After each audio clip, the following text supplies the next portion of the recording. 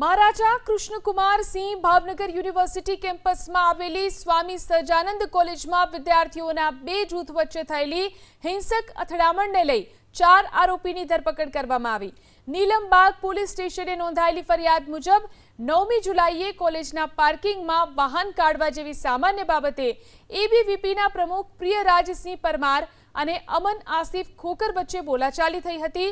સામાન્ય ઝઘડાની અદાવત રાખી પાછળથી પ્રિયરાજસિંહ અને તેમના મિત્ર હર્ષદ ચૌહાણ પર હિંસક હુમલો કરવામાં આવ્યો હતો।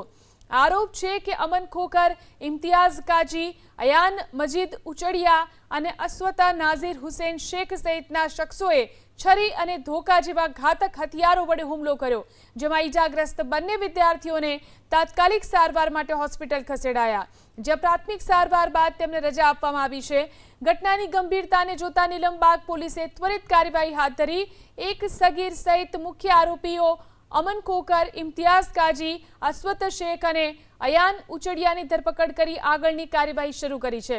બીજી તરફ આ ઘટનાના વિરોધમાં બજરંગ દળ, વિશ્વ હિન્દુ પરિષદ, એબીવીપી અને એનએસયુઆઈ સહિતના વિવિધ સામાજિક અને વિદ્યાર્થી સંગઠનોએ કોલેજ પ્રશાસન સામે ઉગ્ર રજૂઆતો કરી।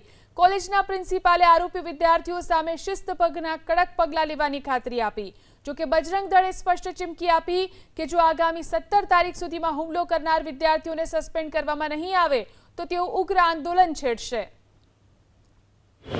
4 મુસ્લિમ વિદ્યાર્થીઓ દ્વારા એમાંથી 3 સ્વામી સહજાનંદ કોલેજના હતા, જેઓએ યુનિવર્સિટી કેમ્પસની અંદર 2 હિન્દુ વિદ્યાર્થીઓ કે જેઓ આ જ કોલેજના હતા તેના ઉપર છરી, ધોકા તેમજ પાઇપ વડે હુમલો કરી તેને ગંભીર ઈજાઓ પહોંચાડવામાં આવી હતી, જેઓ હાલ સરટી હોસ્પિટલમાં દાખલ છે।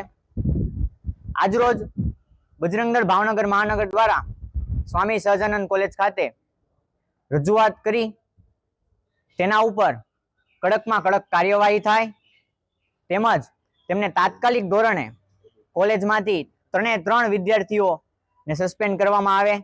અમે એ જે કોઈ આરોપીઓ કહેવાતા છે એમને ત્રણેયને પત્ર લખી, કારણ કે 3 વિદ્યાર્થી અમારા છે, એક કોઈ અન્ય કોલેજનો કે બહારનો વિદ્યાર્થી છે, એટલે એમને તાત્કાલિક એમના પેરેન્ટ સાથે ફોન નથી રિસીવ થતા, એટલે પેરેન્ટ સાથે 17 તારીખે સવારે રૂબરૂ બોલાવવામાં આવ્યા છે અને તાત્કાલિક અસરથી અત્યારે અમારી જે LMS સિસ્ટમ છે, લર્નિંગ મેનેજમેન્ટ સોફ્ટવેર, એમાંથી એમને બ્લોક કરી દેવામાં આવ્યા છે। ગૂગલ ક્લાસમાંથી પણ એમને હટાવી દેવામાં આવ્યા છે અને 17 તારીખે એમને એક વખત સાંભળવાની તક આપ્યા પછી સંસ્થા પ્રશાસન તરફથી આગળની કાર્યવાહી છે એ કરવામાં આવશે।